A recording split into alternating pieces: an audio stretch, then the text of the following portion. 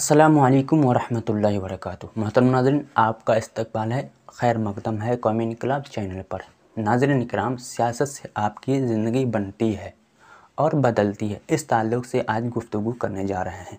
नाज़रीन इकराम, अगर अभी तक कौमी इनकलाब चैनल को सब्सक्राइब नहीं किए हैं तो सब्सक्राइब कर लें और साथ में बेल आइकन को भी प्रेस कर लें ताकि हर नई वीडियो का नोटिफिकेशन आप तक पहुँचता रहे। नाज़रीन इकराम, जी हाँ, आपकी ज़िंदगी सियासत से बनती भी है और बदलती भी है। अगर सियासत में हिस्सा ना लें तो फिर भी सियासत आपकी ज़िंदगी में हिस्सा ले लेती है और ज़िंदगी के हर शोबे का फ़ैसला करती है। मुसलमानों की सियासी ज़िंदगी ख़त्म हो चुकी है। उसका नमूना ये है, उसका सबूत ये है कि मुसलमानों के वोट की ज़रूरत बाकी नहीं रही है।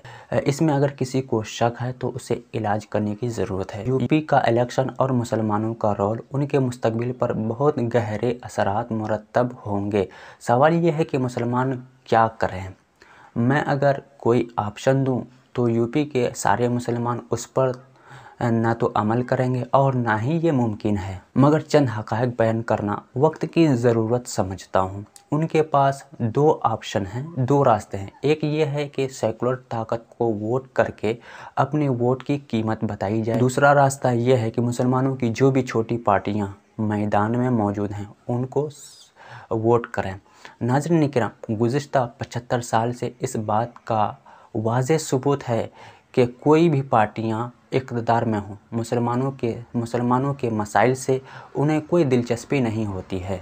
अगर दिलचस्पी होती तो आज मुसलमानों के हालात बेहतर होते। अगर सेकुलर पार्टी को वोट देना हमारे हक़ में बेहतर हो तो आज तक हमारी हालात बेहतर क्यों नहीं हुए।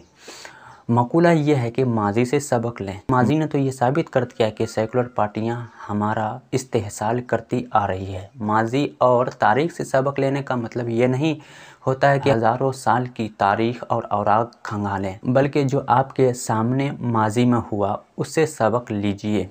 अगर आज भी किसी सेकुलर दानिश्वर को सेकुलर पार्टी को वोट देने की ज़िद है तो मेरे ख़याल से वो मोमिन नहीं, इसलिए कि मोमिन एक सुराख से दोबारा नहीं डसा जाता है। मुस्लिम तो हो सकते हैं, उसके लिए सिर्फ कलमा की शर्त है, मगर हम सेकुलरिज़म की नाम पर अपनी इज़्ज़त, अपना मफाद, अपनी इज़्ज़त व आबरू को बेच नहीं सकते हैं। नाज़रीन इकराम, जहाँ तक मुसलमानों को वोट करना तो ये तवीलुल मुद्दत प्लान है। आज हो सकता है कि आप किसी मुस्लिम पार्टी को वोट करें और वो जीत ना सके, और ये भी हो सकता है कि वो जीत जाएं मगर हुकूमत किसी और की हो।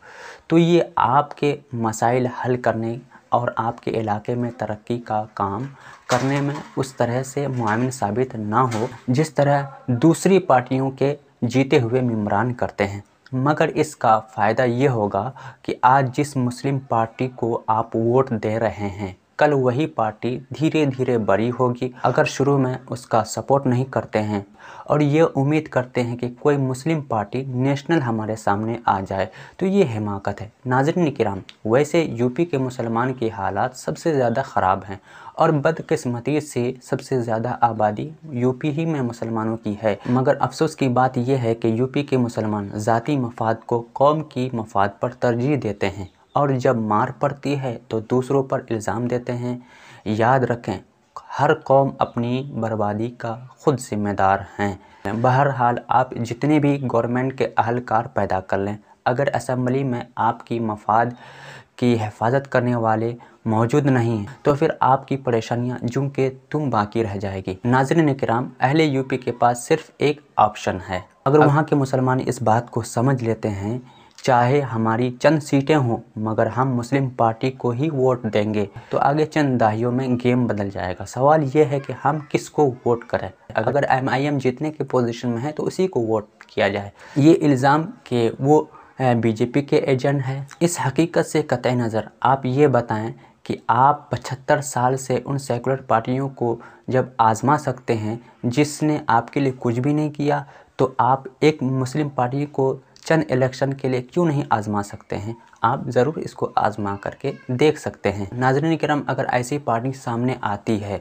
तो फिर इसी पार्टी के लिए काम करना और ऐसी पार्टी को सपोर्ट करना जो हमारे मफादात की हामिल हो, आपके तवील मुद्दत प्लान का एक बेहतर हिस्सा हो सकता है। अब ये आपके ऊपर है, जिसके अंदर ऐसी खुसूसियात पाई जाती है कि आवाम की भीड़ हमेशा होती है। उसको डायरेक्शन हर इलाके के पढ़े लिखे लोग देते हैं। अगर आप पढ़े लिखे हैं, खुद तसव्वुर करें कि ऐसी पार्टी के बारे में पता लगाएं, उसको सपोर्ट करें और एक नए दौर का आगाज़ करें। अफराद हो या कौम, उनकी किस्मत का फ़ैसला आसमानों में नहीं बल्कि ज़मीन में ही होता है और उनकी किस्मत उनके एक्शन, सही वक्त पर सही फ़ैसले और किसी हादसे वाक़ये पर उनका रद्द अमल तय करता है। इसीलिए हमें इसका ख़याल रखना हमारे लिए अव्वलीन ज़िम्मेदारी है। हम अपने फ़ैसले खुद कर सकते हैं, वरना फिर हमारी हालात बद से बदतर होती चली जाएगी।